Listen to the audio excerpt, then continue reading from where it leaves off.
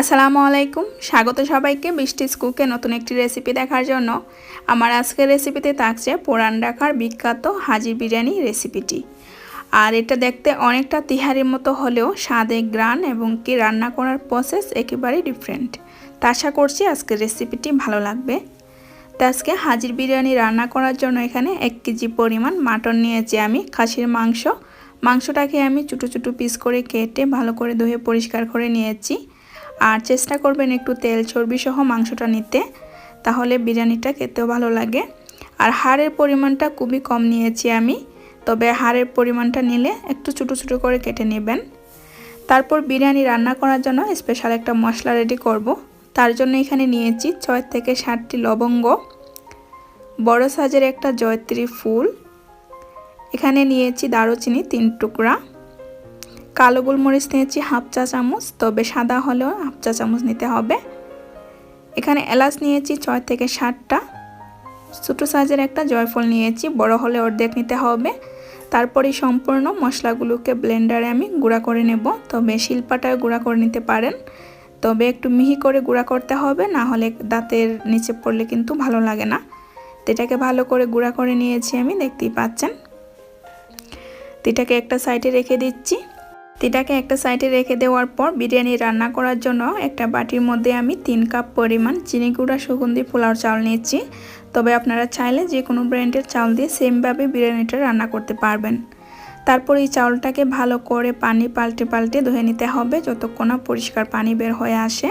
তো চাউলটাকে আমি 3 থেকে 4 বার পানি পাল্টে ধুয়ে নিয়েছি। এখন এটাকে ভিজিয়ে রেখে দেব 30 মিনিটের জন্য। তো চাউলটাকে ভিজিয়ে রেখে দেওয়ার পর চুলায় একটা ফ্রাই প্যান বসিয়ে দিলাম। তারপর এখানে দিচ্ছি তেল।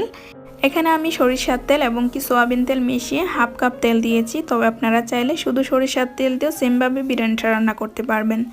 তারপর এখানে একটা তেজপাতা মাঝখান থেকে চিড়ে দিয়ে দিলাম, হাফ কাপ পরিমাণ পেঁয়াজ কুচি দিয়ে দিলাম।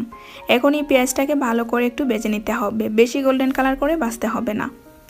তো পেঁয়াজটা ভাজা হয়ে গেলে এখানে দিচ্ছি হাফ কাপ পরিমাণ পেঁয়াজ বাটা, 2 টেবিল চামচ পরিমাণ রসুন বাটা, 2 টেবিল চামচ পরিমাণ আদা বাটা। তারপর এই আদা রসুনটাকে ভালো করে একটু ভেজে নিচ্ছি যাতে এর থেকে কাঁচা ফ্লেভারটা চলে যায়। তো 2 থেকে 3 মিনিট এই আদা রসুনটাকে আমি ভেজে নিয়েছি, পর্যায়ে ভাজা হয়ে গেছে। তারপর আগের থেকে ধুয়ে রাখা সেই মাংসগুলো দিয়ে দিচ্ছি এখানে। তো একে একে সবগুলো মাংস দিয়ে দিলাম। তারপর এই মাংসগুলোকে মশলার সাথে কষিয়ে নেব। চুলার আঁচটা মিডিয়াম করে রেখে মাংসগুলোকে কষিয়ে নেব 3 থেকে 4 মিনিট। আর এই পর্যায়ে চুলার আঁচটা কিন্তু হাই হিটে রাখলে মশলাগুলো পুড়ে যাবে। তো 3 থেকে 4 মিনিট মশলাগুলোর সাথে মাংসটাকে কষিয়ে নিয়েছি। তারপর এখানে দিচ্ছি 1 চা চামচ পরিমাণ ধনে গুঁড়া, 1 চা চামচ পরিমাণ জিরে গুঁড়া, 1 চা চামচ পরিমাণ মরিচের গুঁড়া। তারপর এখানে 1 টেবিল চামচ পরিমাণ লবণ দিয়ে দিলাম, লবণটা স্বাদ অনুযায়ী দিতে হবে। দিয়ে মশলাগুলোকে মাংসের সাথে ভালো করে কষিয়ে নেব। তো মাংসটা যাতে ভালো করে কষানো হতে পারে তার জন্য এখানে হাফ কাপ পরিমাণ পানি দিয়ে দিলাম, দিয়ে ভালো করে সব কিছু মিশিয়ে দিচ্ছি। তারপর এখানে আগের থেকে গুঁড়ো করে রাখা সেই বিরিয়ানি মশলাটা দিয়ে দিলাম, দিয়ে আবারও সব কিছুকে ভালো করে একটু মিশিয়ে দিচ্ছি। দিয়ে সব কিছু ভালো করে মিশিয়ে দিয়ে মাংসটাকে আমি কষিয়ে নেব 10 থেকে 12 মিনিট। আর এই পর্যায়ে চুলার আঁচটা মিডিয়াম করে রাখবো, না হলে কিন্তু মশলাগুলো পুড়ে যাবে, তখন বিরিয়ানিটা খেতে তিতা লাগবে। তো ঢাকনা দিয়ে দিলাম, দিয়ে মাংসটাকে কষিয়ে নিচ্ছি। তো প্রায় 10 থেকে 12 মিনিট পর ঢাকনাটা উঠিয়ে নিলাম। আর এই পর্যায়ে দেখতেই পাচ্ছেন মাংসগুলো কিন্তু বেশ কিছুটা কমে আসছে। আর এই মাংসটা কিন্তু 50%-এর মতো সিদ্ধ হয়ে গেছে কষাতে কষাতে। তো মাংসটা যাতে পুরোপুরি রান্না হতে পারে তার জন্য এখানে আরও 1 কাপ পরিমাণ গরম পানি দিয়ে দিলাম, দিয়ে ঢাকনা দিয়ে ডেকে মাংসটাকে আমি রান্না করে নেব আরও 10 থেকে 15 মিনিট। আর এই পর্যায়ে চুলার আঁচটা মিডিয়াম করে রাখবো, মাঝে মাঝে ঢাকনাটা উঠিয়ে মাংসটাকে নেড়ে দিতে হবে, না হলে নিচ থেকে পুড়ে যাবে। তো প্রায় 10 থেকে 12 মিনিট পর আমার মাংসটা কিন্তু হয়ে গিয়েছে, দেখতেই পাচ্ছেন এটা বেশ কিছুটা তেল উঠে আসছে আর মাংসটা পরিমাণে অনেকটা ছোটো হয়ে গিয়েছে। দেখুন এই মাংসটাকে আমি কিছুটা তেল মশলা ছাড়িয়ে একটা বাটিতে উঠিয়ে রেখে দিলাম। তো মাংসটা উঠিয়ে নেওয়ার পর আগের থেকে পানি জড়িয়ে রাখা সেই পোলাও চালটা দিয়ে দিলাম। চালটা দেওয়ার পর আমি মশলার সাথে চালটাকে ভেজে নেব 6 থেকে 7 মিনিট। আর এই পর্যায়ে চুলার আঁচটা মিডিয়াম করে রাখবো যাতে নিচ থেকে পুড়ে না যায়। তো এই পর্যায়ে আমার চালটা ভাজা হয়ে গিয়েছে, দেখতেই পাচ্ছেন। চালটা যখন কিছুটা পাতলা হয়ে আসবে তখন বুঝতে হবে চালটা ভাজা হয়ে গিয়েছে। তারপর এখানে বিরিয়ানি রান্না করার জন্য গরম পানি দিচ্ছি। আমি 3 কাপ চাউলের জন্য 4 কাপ গরম পানি দিচ্ছি।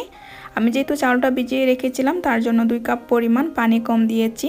তবে চালটা ভিজিয়ে না রাখলে পানির পরিমাণটা 6 কাপে দিতে হবে। 3 কাপ চাউলের জন্য 6 কাপ পানি দিতে হবে। তারপর এখানে স্বাদ অনুযায়ী লবণ দিয়ে দিলাম আর কাঁচামরিচ দিয়ে দিলাম আরও 10 থেকে 12টি। আর আগের থেকে উঠিয়ে রাখা সেই মাংসগুলো দিয়ে দিলাম। আর এখানে লবণটা স্বাদ অনুযায়ী দিতে হবে। আগে কিন্তু আমরা মাংসটা রান্না করার টাইমেও লবণ দিয়েছিলাম, শুধুমাত্র চালের জন্যই এই লবণটা দিতে হবে। এখন ঢাকনা দিয়ে অপেক্ষা করব পানিটা শুকিয়ে আসা পর্যন্ত। তো প্রায় 6 থেকে 7 মিনিট পর পানিটা শুকিয়ে আসছে, দেখতেই পাচ্ছেন। এখন আমি নিচের ভাতটা উপরে, উপরের ভাতটাকে নিচে করে দেব, যাতে চারপাশে ভাতটা ভালোভাবে কুক হতে পারে। তো সব কিছু ভালো করে মিশিয়ে দিয়ে ঢাকনা দিয়ে ডেকে এই বিরিয়ানিটাকে দমে রাখবো আরও 10 থেকে 12 মিনিট। আর এই পর্যায়ে চুলার আঁচটা একেবারেই লো ফ্লেমে রাখতে হবে, না হলে কিন্তু বিরিয়ানিটা নিচ থেকে পুড়ে যেতে পারে। চাইলে একটা তাওয়ার মধ্যেও রাখতে পারেন। তো আমার বিরিয়ানি রান্না করার হাঁড়িটা যেহেতু একটু মোটা, তার জন্য আমি তাওয়ার মধ্যে রাখলাম না। তো 10 থেকে 12 মিনিট পর আমি ঢাকনাটা উঠিয়ে নিলাম। আর এই পর্যায়ে দেখতেই পাচ্ছেন আমার বিরিয়ানি রান্না কিন্তু একেবারেই কমপ্লিট। আমি দেখিয়ে দিচ্ছি আপনাদেরকে এটা কতটা জড়জড়ে হয়েছে, দেখতেই পাচ্ছেন নিশ্চয়ই। আর খুব সুন্দর একটা ফ্লেভার বের হয়েছে। ঠিক যেমন রেস্টুরেন্টে আপনারা এই বিরিয়ানিটা খেয়ে থাকেন, সেম টেস্টটা ঘরে বসে নিতে পারবেন। দেখেন কতটা জড়জড়ে হয়েছে, এর মধ্যে কোনো পানি নেই এবং কি নিচে কোনো পুড়েও যায়নি, দেখিয়ে দিচ্ছি আপনাদেরকে। তো চুলার আঁচটা কিন্তু ঠিকঠাক থাকলে নিচে কোনো বিরিয়ানি পুড়েও যাবে না।